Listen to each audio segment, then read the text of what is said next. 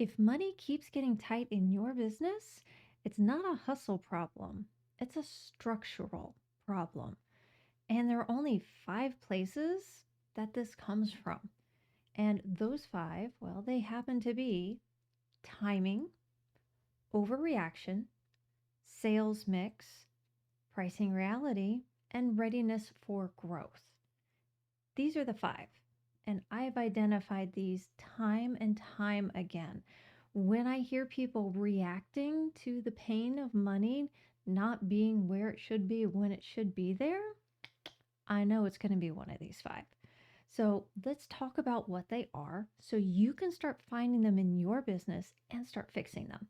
So, first off is timing, and that's all about the timing of money in your business and out of your business. When are you paying your bills?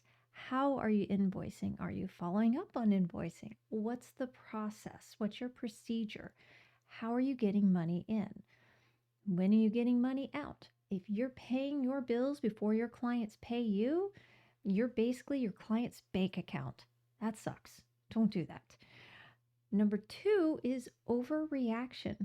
And I see this not just when it comes to bad months, I see it for good months too. And it's any time that you make a decision with long-term impact based on short-term data points. One bad month or one good month doesn't necessarily mean that this is the new way the business is moving. So you really want to make sure that you do understand what's normal for your business. Then when we're looking at pricing reality is ask yourself this. When was the last time you really took a look at how much it costs you to provide what it is that you sell? When was the last time you updated your pricing? Tariffs are here, tariffs are gone, tariffs are back, but guess what? It's affecting your pricing. You know what else is? The reality of the world. My prices have not gone down. My prices continue to go up. That's just how the world works. Nothing really gets cheaper. It just gets more expensive. So we need to make sure we're staying on top of our pricing based on our current market. Then when we're looking at our sales mix, well, this one is really all about what we sell and what the right combination is. So, for example, do we know what we can sell and then do an upsell on? Do we know what is a very natural item to sell after the first sale is made?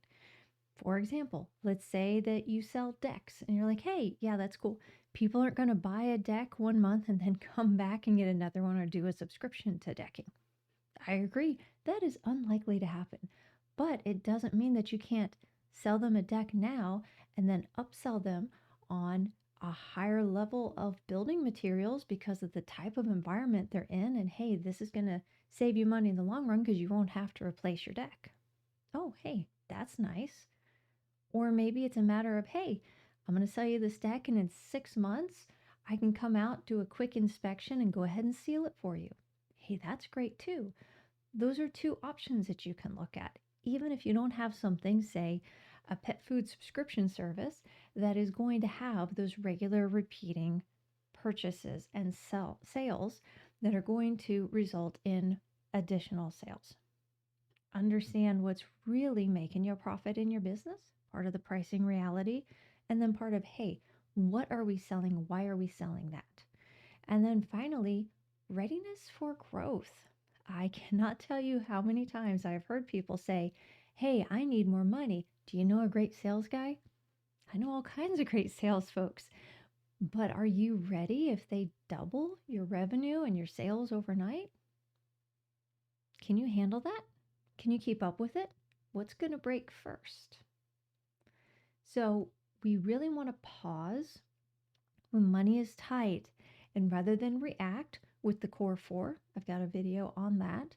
Instead of reacting with the core 4, take that breath and start asking, why is money tight right now? Dig in, ask a bunch of questions. I guarantee you're going to find at least one of these is what's actually going on in your business. You're probably going to find more than one. Thank you so much for joining me today. I have more help for you. Down in the description, I have 10 questions every CEO must be able to answer about their business. Guess what? Some of it covers these things we talked about here today. It's that important and it's that common. Use that, help your business, improve it, live an awesome life. Go forth and profit, everybody.